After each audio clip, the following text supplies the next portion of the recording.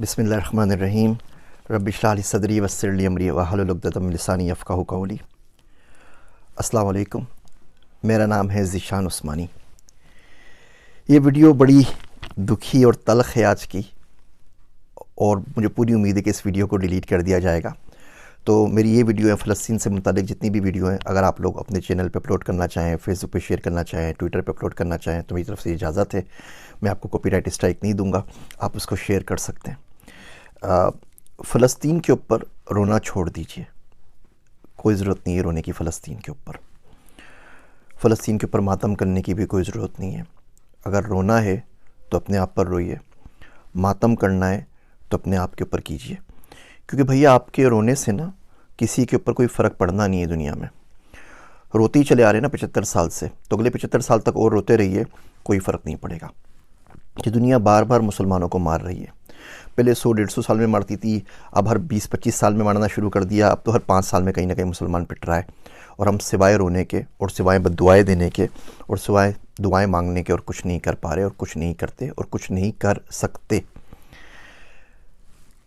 Bosnia की वार हुई, हज़ारों लाखों लोग उजड़ गए, मारे गए 1992 के अंदर। फिर 2017 के अंदर बर्मा ने रोहिंग्या के अंदर लोगों को मार दिया, 24,000 लोगों को कत्ल कर दिया। मेरे घर में यहाँ पे जो हैंडी मैन है अमेरिका के अंदर, उसके बाप को उसके सामने ज़िबा कर दिया था। वो 10 साल का बच्चा था, और उसको बाद में पनाह भी दी तो अमेरिका ने दी, जिसको हम सुबह शाम गालियाँ देते रहते हैं। हमारे मुल्कों ने, किसी ने उस गरीब को पनाह भी नहीं दी। और अब ये मसला चला हुआ है फ़लस्तीन का। और अब सब कुछ याद रखता है, तारीख़ सब कुछ याद रखती है। हम लोगों ने पढ़ना छोड़ दिया। तारीख़ याद ज़रूर रखिएगी कि 55 से ज़ायद इस्लामी मुल्क, 1.6 बिलियन से ज़्यादा मुसलमान, 22 से ज़्यादा अरब स्टेट्स, और गज़ा के अंदर पानी की एक बोतल नहीं पहुंचा सके। जब तक बड़े साहब परमिशन ना दें, तब तक इजिप्ट अपनी बॉर्डर भी नहीं खोलता एड्स के लिए। बंदे वहाँ से निकल रहे थे, मारे जा रहे थे, उन्होंने अपनी बॉर्डर्स बंद कर दी कि जी हमारे पास नहीं आए, वहीं जाके मरें, जो कुछ करना है, यहाँ पे आने की ज़रूरत नहीं है। सिवाय बातों के, सिवाय लफ्फ़ाज़ी के हमें क्या मिला? लीबिया से क्या मिला? जॉर्डन से क्या मिला? कतर से क्या मिला? सऊदी अरब से क्या मिला? किसी से कुछ नहीं मिला। बोलने की हिम्मत नहीं है हम लोगों के अंदर। अब CNN के ऊपर चले जाइए, जितने इनके एक्स आर्मी चीफ़ हैं, जितने इनके डिफेंस एनालिस्ट हैं, सबके सब अपनी कहानियाँ गढ़ रहे हैं कि वार यूँ करनी चाहिए, ग्राउंड इन्वेजन ऐसे करना चाहिए, यूँ करेंगे तो इसराइल को नुकसान हो जाएगा, यूँ करेंगे तो फ़ायदा हो जाएगा। सबके सब आके अपने तबसरे कर रहे हैं। पाकिस्तान में आप बताइए ना, किसका आपने बयान सुना है? कोई एक्स चीफ़ हो जिनका आपने बयान सुना हो, कोई एक्स प्राइम मिनिस्टर हो जिनका बयान सुना हो, कोई एक्स प्रेसिडेंट हो जिनका बयान सुना हो, कोई डिफेंस एनालिस्ट हो जिनका बयान सुना हो? ये सारे के सारे कहाँ चले गए? इस्लामिक फ़ोर्स बनाई थी ना पूरी की पूरी, जिसको हम लोग चेयर कर रहे थे, वो किधर गए इस्लामिक फ़ोर्स? उनका कोई बयान सुना है आपने आज तक? सिवाय छोटी सी लफ्ज़ी के, एक दो घिसे पिटे बयानात के, हम कुछ नहीं कर पाते।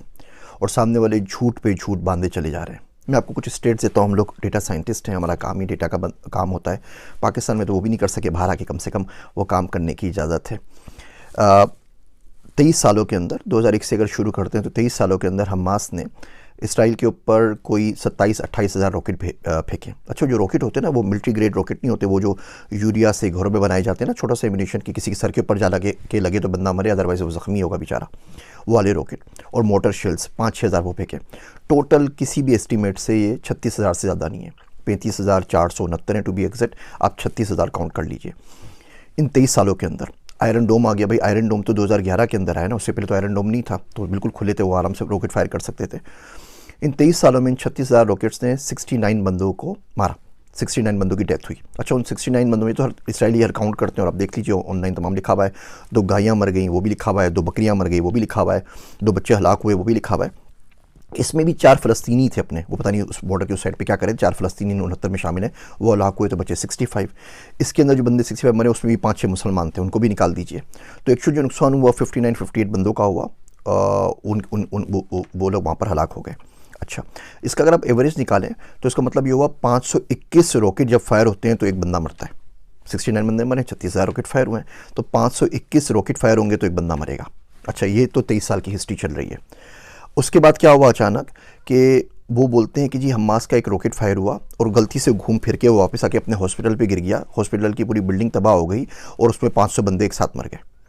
तो ये कैसे हो सकता है कि 521 रॉकेट मिलकर एक बंदा मार रहे थे पिछले 23 सालों के अंदर, और एक रात अचानक एक रॉकेट फायर हुआ और इतना ज़बरदस्त रॉकेट बन गया, वो घर के यूरिया से बना हुआ, कि वो अपनी हॉस्पिटल पे लग गया और उससे 500 लोग मार दिए और हॉस्पिटल की पूरी बिल्डिंग जो है वो तबाह बर्बाद हो गई। और हम लोग ये एजेंडा बाइक कर रहे हैं। आप CNN पे जाएं, हर जगह जाएं, बोलते हैं जी बिल्कुल ही इन्होंने अपने बंदों को खुद ही मारा है, ये खुद ही कत्ल हुए हैं और कातिल अपने खुद ही हैं, और हम ये बात मानने को तैयार हैं क्योंकि हम इसके अलावा कुछ कर नहीं सकते। और ये बर्बरियत जो है ये चली जा रही है और हम सिवाय बद्दुआएं मांगने कुछ नहीं कर रहे। दो तरह के पाकिस्तान में लोग हो गए। एक वो लोग हैं जो झोलियाँ भर भर के बद्दुआएं दे रहे हैं। वो शायर कहता है कि कब अश्क बहाने से कटी है शब हिजरा, कब अश्क बहाने से कटी है शब हिजरा, कब कोई बला सिर्फ दुआओं से टली है। ये दुआएं हमने तो मांगी थी अफ़गानिस्तान के लिए भी, फिर क्या हुआ, इराक़ के लिए भी मांगी थी, पाकिस्तान के लिए भी मांगी थी, सबके लिए मांगी थी, फिर क्या हुआ। मेरा दोस्त अब्दुल्ला कहता है कि अगर आज खुदा ना खास्ता भारत के साथ जंग हो गई ना, तो फरिश्ते उनके साथ खड़े होंगे, हमारे साथ नहीं, क्योंकि हमारे आमाल ऐसे नहीं है, हमें मुनाफ़क़त इतनी ज़्यादा बस गई है। तो एक लोग वो जो हैं जो दुआएं और बदुआएं मांग रहे हैं और उनसे कुछ नहीं होगा। एक वो लोग हैं जो झूठी आस दे रहे हैं सिर्फ और सिर्फ अपने व्यूज़ के लिए। इराक़ में भी हुआ था, इराक़ तबाह कर देगा अमेरिका को, आप देखिए कैसे काया पलट होगी। ऐसे ही कोई ना कोई उल्लू का पट्टा रोज़ आके वीडियो रिलीज़ कर रहा होता है और बोल रहा होता है कि हमास ये बिगाड़ देगा, हमास वो बिगाड़ देगा। 256 F-16 है उनके पास, इसराइल के पास 256।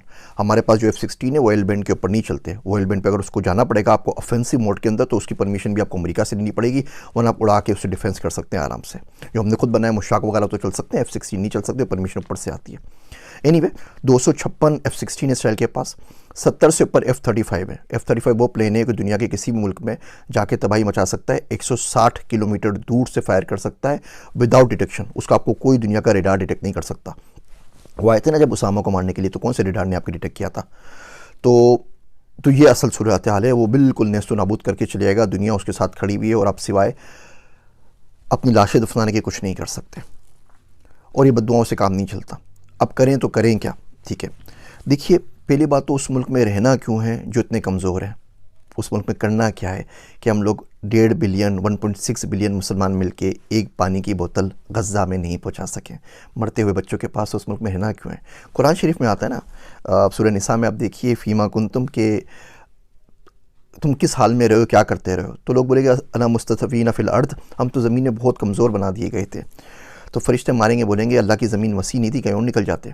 तो अगर आप मुल्कों में कमज़ोर हो गए जहाँ पे आपको बात करने की परमिशन नहीं है, जहाँ बोल नहीं सकते, तो किसी और मुल्क में चले जाइए, बात तो कर सके ना। अब यहाँ राशिदा तालिब है, मिशिगन की जो कांग्रेस वूमेन है, वो एक बंदी ने अन्नी मचाई हुई ना, पूरे मुल्क के ऊपर भारी पड़ गई है, बोल बोल के पूरा मीडिया पागल हो गया। वो कुछ नहीं कर सकते क्योंकि वो अमेरिका में बैठी हुई है।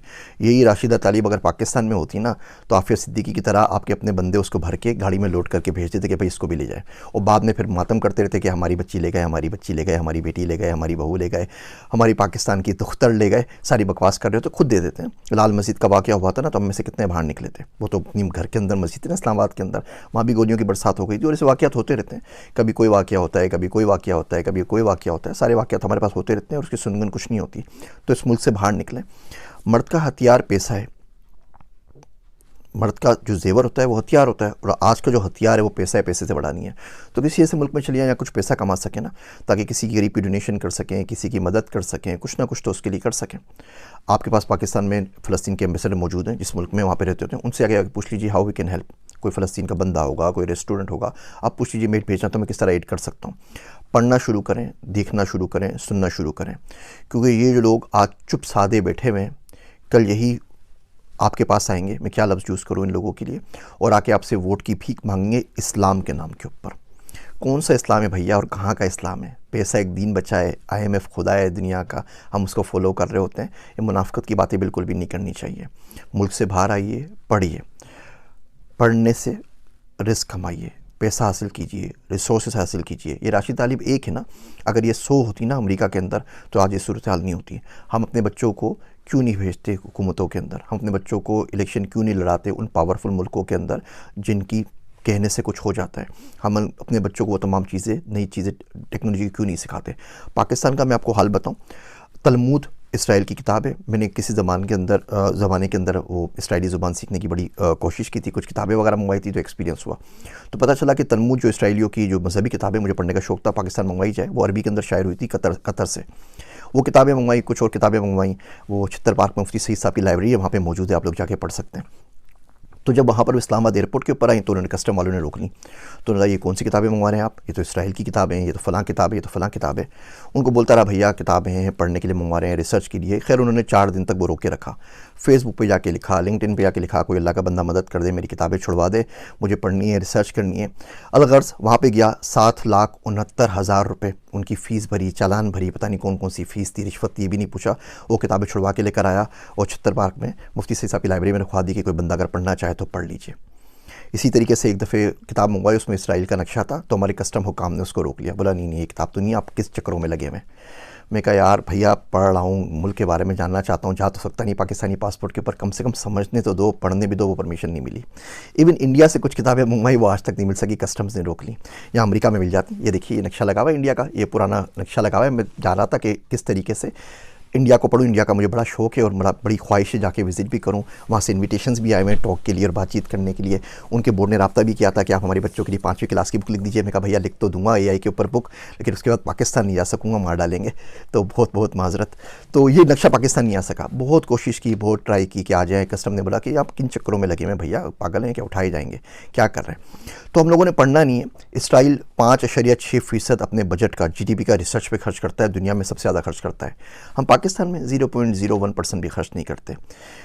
कोई कदर हमारी है नहीं वहाँ पर। तो जिस मुल्क में आप रिसर्च नहीं कर सकें, जिस मुल्क में आप बोल नहीं सकें, कुछ कर नहीं सकें, उसमें करना क्या है। इन वीडियोस के बाद फेसबुक भाई साहब ने मेरे बैन कर दिया है, पेज डिलीशन के लिए मार्क कर दिया है। वो कह रहे हैं 30 दिन में डिलीट कर देंगे, आपने हमारी पॉलिसी को वायलेट किया है। उन्होंने 8 अकाउंट भी बंद कर दिया है, तो उसकी वजह से हमारा गुफ्तगू भी सफ़र कर रहा है। अब बाकी चीज़ें भी जो 8 थे वो भी सफ़र कर रहे हैं। लिंक्डइन ने भी वार्निंग दे दी है। यूट्यूब भी पता नहीं कितने दिन बर्दाश्त करता है, उसके बाद ये भी बंद कर देगा। तो आप इसको शेयर करना चाहें तो मुझे कोई एतराज़ नहीं है, मैं आपको कॉपीराइट स्ट्राइक नहीं दूंगा। लेकिन भैया ये अलमिया है। अब आप बताइए इसमें आपके और मेरे रोने से क्या हो जाएगा। हाँ, रो के दुआ मांगे, उससे इंशाल्लाह ताला अल्लाह हो सकता है कोई सबील करे और आपके दिल में डाल दे कि इंसान का बच्चा कैसे बनना है और दुनिया के अंदर पावर कैसे हासिल करनी है, दुनिया के अंदर रिसोर्सेज कैसे हासिल करनी है। वो पर्सनल फाइनेंस पे आपको मैं किस्तें बनाऊंगा, तो आपको दिखाऊंगा कि आप गुरबत को तोड़ के मिलियनेयर कम से कम बनने की कोशिश कैसे कर सकते हैं। वादा तो नहीं, लेकिन कोशिश कैसे कर सकते हैं। भैया पढ़ना शुरू करें, लोगों को देखना शुरू करें, कौन क्या बोल रहा है और क्या नहीं बोल रहा, और इसको याद रखिए।